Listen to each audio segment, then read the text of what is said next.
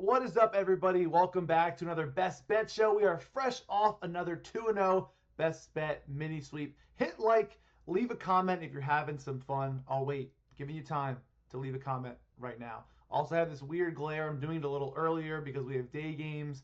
It is what it is, so deal with the glare. I don't have professional lighting in here. It is what it is. We are on a 21-5 MLB play run.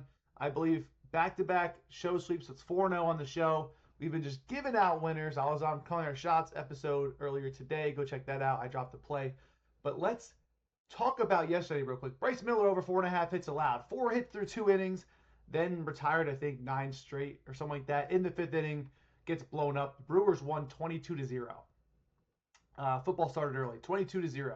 3 touchdowns. Went for 2 in the last one. I mean, just an absolute beat down is what you want to call it.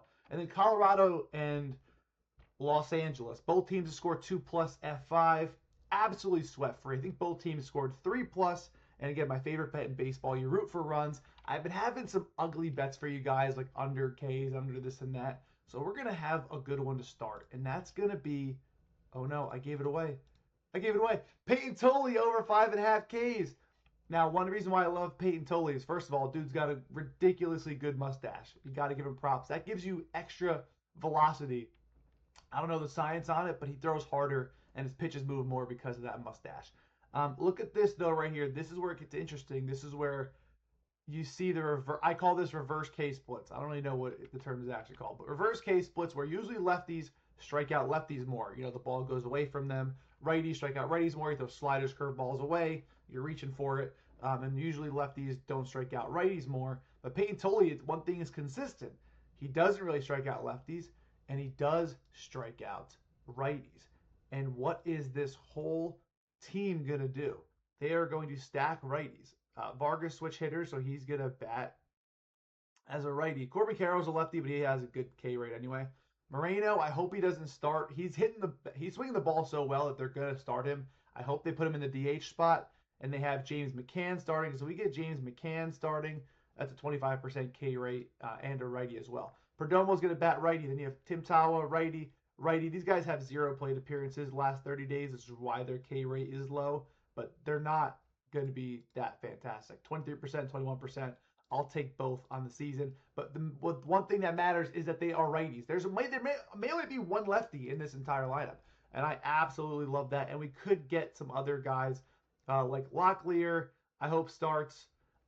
He's a big K guy. McCann as well. There's no way Newbar starts, but those are the guys I want to see. And either way, he's just been absolutely vibing. He's been balling out, not walking guys, getting hit a little harder by lefties. But again, if they stack righties, soft contact, and a ton of K rates there. I love Peyton Tolley today on his strikeouts, and that is why. That is play number 1. Now going to play number 2. Kyle Freeland under 17.5 outs. Now, Kyle Freeland has been outstanding. I mean, 8 innings right here. 1 run, 4.1, 1 run, whatever, 101 pitches, weird start there. 9 innings. I mean, he's been going deep, but that's what Kyle Freeland does. He doesn't really walk guys, okay? You can't see the picture here, but he looks like a squirrel. But he doesn't really walk guys, and that's what's annoying about these outs props for him. But he is pitching in Coors Field, and he also is facing the Dodgers. And when he's faced the Dodgers before, 5 innings, 9 hits, 6 runs on the road, not even in Coors Field. Again, 4 innings, 9 hits, 8 earned runs, 3 homers. Again, in LA, not even in Coors Field. So we have the offensive advantage playing in Coors Field. Good hitting weather. And he's given up 9 hits in both games, 7.5 hits allowed line.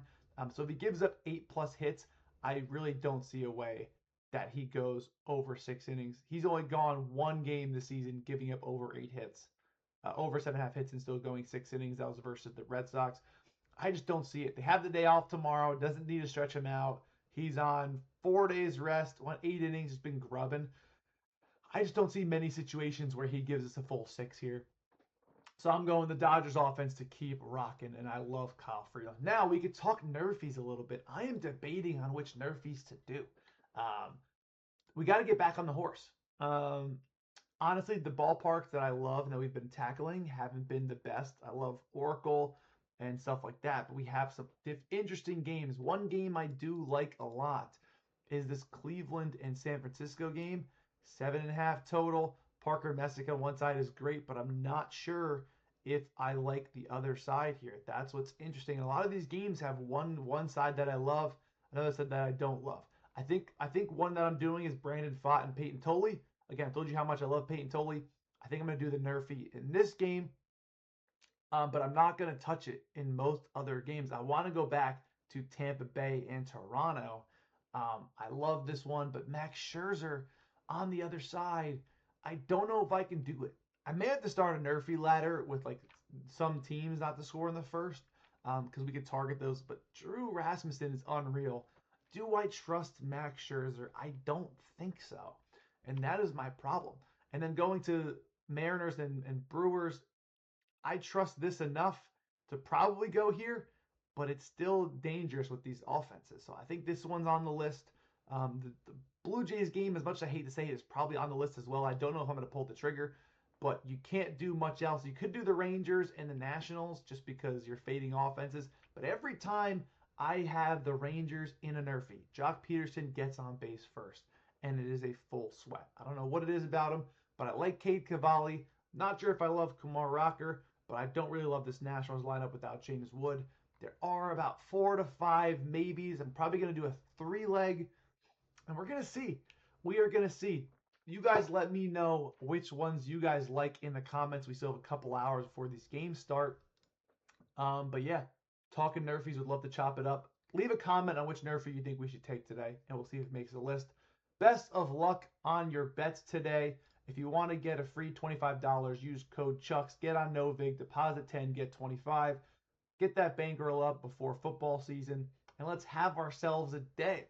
I'm excited. You guys better be excited. 21-5 run. Again, link for free 7 days for all my plays in the description below. Let's keep cashing. Thank you for the good vibes. If you don't have good vibes, please stay away. That's contagious and we don't like it. See you guys tomorrow after we go 2-0 again. Peace.